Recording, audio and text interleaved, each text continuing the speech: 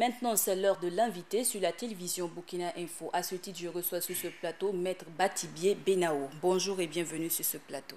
Merci beaucoup, madame. Actualité oblige, pensez-vous que juridiquement parlant, est-ce que le Burkina peut lever le mandat d'arrêt intenté à l'endroit de Guillaume Soro, deuxième personnalité de la Côte d'Ivoire?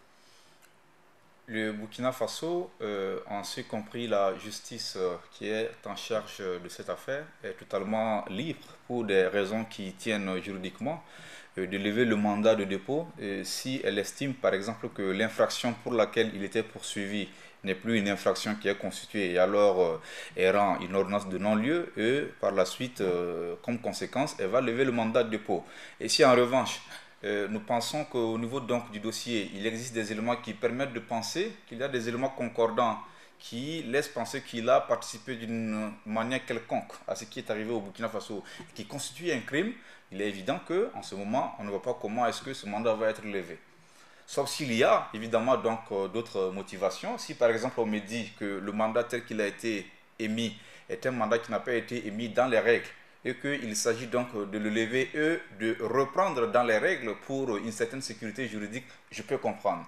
Mais en l'absence de communication autour de la question, nous sommes laissés aller à penser que c'est exactement dans la droite ligne de la velléité qui a été clairement affirmée par l'exécutif, d'abord le président du Faso, ensuite le Premier ministre, de régler diplomatiquement selon eux cette question qui est pourtant entre les mains de la justice. J'aimerais bien savoir qu'est-ce qu'on met dans le panier du règlement diplomatique entre griffes. Ça signifie quoi? Qu'on va attacher Guillaume Soro, Blaise Compaoré, mettre dans des avions, nous envoyer, c'est ça le règlement diplomatique? Ou est-ce que ça signifie qu'on travaille finalement pour que le souhait de l'État ivoirien de ne pas voir cette affaire être traitée par la justice puisse être réglé autrement? Autrement dit, est-ce qu'on recherche une voie alternative à la voie judiciaire? Si c'est le cas, pourquoi? C'est en vertu de quel texte? Il faut qu'on nous le dise. Alors donc, je pense qu'il y a une question ou un travail de communication à faire, aussi bien au niveau donc, des autorités qui ont en charge la gestion judiciaire de ce dossier d'une part, mais d'autre part aussi au niveau de l'exécutif lui-même qui a affirmé qu'effectivement, il est dans une optique de règlement judiciaire, enfin diplomatique. Ça nous dit qu'est-ce qu'il met dans ce règlement diplomatique-là. Donc une crainte que la diplomatie prenne le pas sur le judiciaire? Une grave crainte, une crainte d'autant plus fondée que nous venons de très loin, madame. Nous venons de très loin avec ce que nous avons vécu non seulement en septembre 2015 et ensuite en octobre 2014 et les jours qui ont suivi. Des Burkinabés ont risqué leur vie, ont risqué pour beaucoup leur intégrité afin donc de donner un certain message aussi bien à la nation burkinabé elle-même que vis-à-vis du monde extérieur. Si on doit aller régler diplomatiquement finalement des crimes qui ont été commis, il faut, je ne parle pas seulement des autorités burkinabées, mais il faut que les Africains en général apprennent à ne pas transiger avec ce genre de situation. Le vœu de la loi pénale est qu'une infraction qui a été commise, si petite soit-elle, que les personnes puissent répondre. Alors donc, au niveau de la justice militaire, c'est d'une façon assez globale le ministre de la Défense qui a l'opportunité des poursuites. Puisque vous vous rappelez, dans l'affaire Thomas Sankara, par exemple, si on a fait de 1987 jusqu'en 2015, sans que l'affaire ne soit rouverte, c'est parce que le ministre de la Défense était la personne ou l'autorité qui était susceptible de saisir la justice militaire et qui ne l'a jamais fait depuis 27 ans, jusqu'à ce qu'on tombe dans cette situation. Alors donc, de notre point de vue, nous ne voyons pas, de par notre connaissance du système judiciaire burkinabé, nous ne voyons pas un parquetier, qu'il soit du tribunal militaire, qu'il soit d'une autre juridiction non militaire, qui prend la responsabilité d'engager de telles démarches, sauf à expliquer vraiment, une fois de plus, pourquoi est-ce que cela est fait, qui le fait sans instruction de la hiérarchie. Je le vois très mal, parce que le parquet est très hiérarchisé. Alors aujourd'hui, dans le cadre de l'actualité, le président Compaoré a pris la nationalité ivoirienne. Est-il à craindre qu'il ne vienne jamais rendre compte au Burkina? Euh, On peut le craindre de toute façon parce que, comme j'aime le dire, dans les affaires entre États, à partir du moment où la police burkinabé ou la gendarmerie burkinabé ne peut pas prendre l'avion, descendre à Abidjan, aller dans sa villa, l'attraper, le ligoter et puis amener, à partir de ce moment, alors c'est lié, j'allais dire, à une sorte de de volonté politique au niveau de la Côte d'Ivoire en tant que telle. Alors donc, a priori, si la Côte d'Ivoire ne veut pas nous le livrer, il va être difficile pour la Côte d'Ivoire, justement, donc, de le livrer. Mais il existe des mécanismes juridiques qui permettent de contraindre un peu juridiquement donc, la Côte d'Ivoire.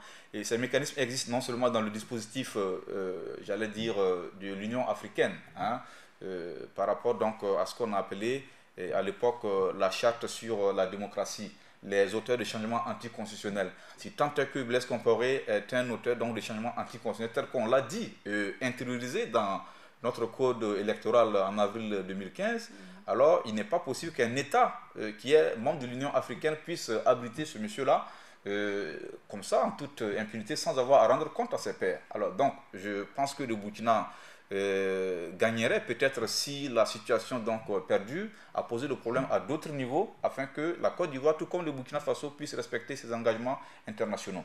Alors donc, la crainte est une crainte qui est fondée parce qu'elle dépend un peu de la volonté politique des uns et des autres, notamment au niveau de la Côte d'Ivoire, pour qu'on puisse accepter donc de rendre Blaise Compaoré. Et je ne sais pas pour le moment, tel que les choses se passent, comment est-ce que cela va se passer. Alors, Maître Benao, vous parlez tantôt de textes internationaux, voire même africains. Alors, dites-nous, concernant le cas du dossier Djibril Bassolé, les avocats étrangers n'ont pas eu accès au dossier. Est-ce que le Burkina ne serait pas en porte-à-faux par rapport aux différents textes qu'il a ratifiés? La question est un peu discutable. Elle est un peu discutable. Au moment où je parle, je n'ai pas vu en réalité l'ordonnance du juge d'instruction qui, par exemple, interdit aux avocats étrangers de se constituer.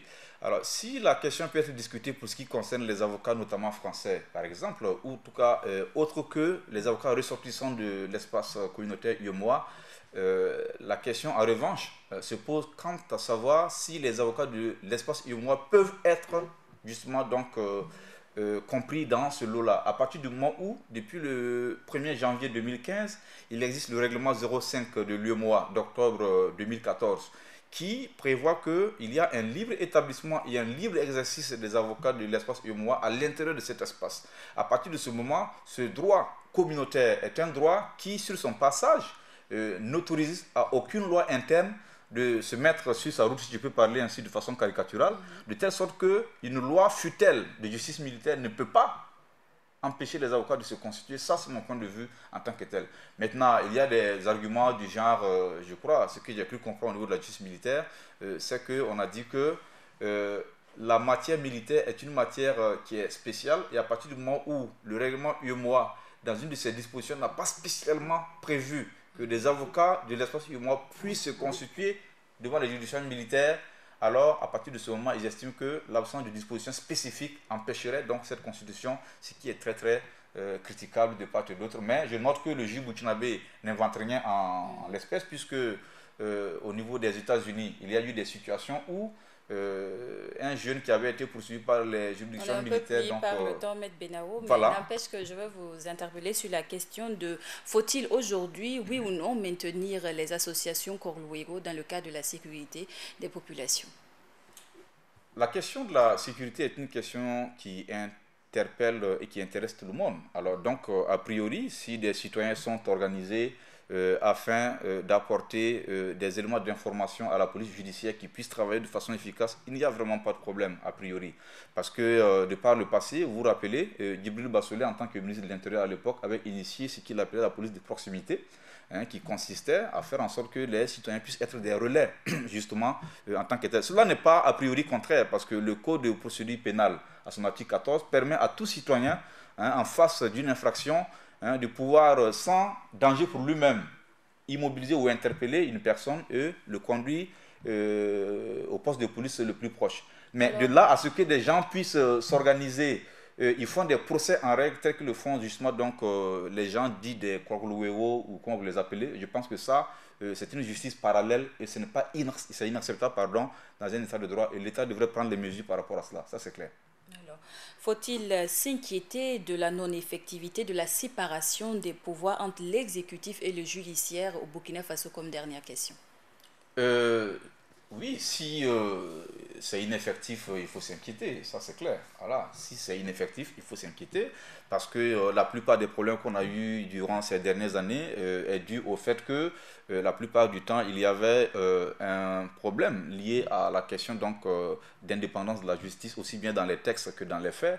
Depuis les États généraux, l'esprit est tout à fait nouveau et il est bon que cela puisse être traduit de façon concrète dans les actes des uns et des autres. Il ne faut pas dire une chose et aller poser des actes qui disent exactement le contraire de ce que l'on a déclaré. Ça ne signifie rien en ce moment et ça peut amener d'autres problèmes. Merci beaucoup à vous. Merci d'être venu sur ce plateau. C'est moi qui vous remercie, madame.